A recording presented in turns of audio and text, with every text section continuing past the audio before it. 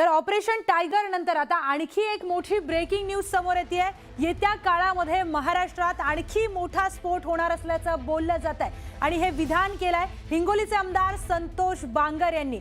14 bomb येत्या काळामध्ये फुटतील असं मोठं विधान त्यांच्याकडून करण्यात आलंय। एकनाथ शिंदेंनी एकदा दाढीवरून हात फिरवला तर विषय संपला असा इशारा त्यांनी दिलाय।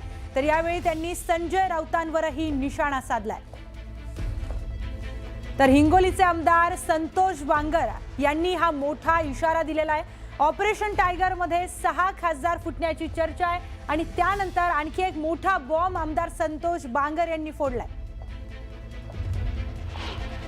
खासदार आष्टीकर हे आमच्याकडे येतील असं तुम्ही भाकीत केलं होतं आणि तुमचं भाकीत खरं होताना दिसतंय। तुम्ही स्वागताचे बॅनर देखील लावले आहेत। सर्वप्रथम तर नागेश पाटील यांनी जो निर्णय घेतला त्या निर्णयाचं आम्ही कळमनुरी विधानसभेच्या वतीनं हिंगोली लोकसभेच्या वतीनं त्यांचं स्वागत करतो। कारण की हिंगोली लोकसभेच्या विकासासाठी त्यांनी जो निर्णय घेतला आहे अतिशय चांगला निर्णय घेतला आहे। आता 2 वर्षामध्ये नागेश पाटील आष्टीकर साहेबांनी कामं काय झाले काय नाही आणि इथून पुढे तुम्हाला सांगतो कामं काय होतील। सन्माननीय या महाराष्ट्राचे मुख्य नेते आदरणीय एकनाथभाई शिंदे हे एक म्हणजे खंबीर नेतृत्व आहे, गोरगरिबांचा नेता आहे। त्यामुळे त्या ठिकाणी नागेश पाटलाला सुद्धा माहिती आहे, त्यांना मागच्या 2 वर्षात त्यांनीच मदत केली आणि या ठिकाणी तुम्हाला सांगतो की आता हिंगोली लोकसभेचा खरा विकासाचा चेहरा हा समोर येईल। आता समोरही मला वाटते की काही ना काहीतरी झाल्याशिवाय राहणार नाही। चांगला मोठा स्फोट या ठिकाणी महाराष्ट्रामध्ये पुन्हा घडेल। म्हणजे मोठ्या स्फोटामध्ये किती माणसं असतील? 14 बॉम्ब पडतील असं वाटतंय। बरं, म्हणजे महाराष्ट्रात पुन्हा एकदा 14 बॉम्ब पडतील असं नक्की आहे?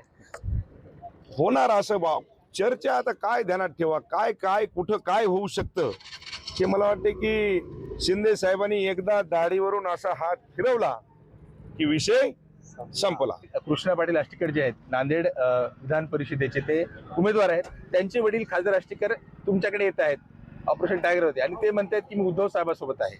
अहो काल निवडणूक होती आणि निवडणुकीपुरतं तुम्हाला सांगतो की आमचा कृष्णा म्हणला असेल की बाबा आता मला उद्याची निवडणूक मतदान घ्यायचंय, त्यामुळे तुम्हाला सांगतो की ते लेकरू आहे आणि ते लेकराला काय आता बाप तिथं लेक आणि लेक तिथं बाप असा विषय असतो। बरं, खासदार राऊत म्हणत आहे संजय राऊत की आता ऑपरेशन तुडवा करा, त्यांनी त्यांच्या पक्षाच्या कार्यकर्त्यांना आवाहन केले। अरे अशा माणसाचं नाव काढू नका। ज्या माणसाने तुम्हाला सांगतो सगळा सत्यानाश केलाय, सगळी राख रांगोळ लावली आणि त्या माणसाचं जर नाव जर काढलं तर तुम्हाला सांगतो अख्खा दिवस खराब जातो। जसं एखाद्या झाडाला वळंबा लागतो तसा हा वळंबा सन्माननीय उद्धव साहेबांच्या त्या शिवसेनेला लागलेला आहे। काट लावून टाकला त्यानं तुमच्या माहितीसाठी, उठलं की दुसरा त्याला धंदाच नाही।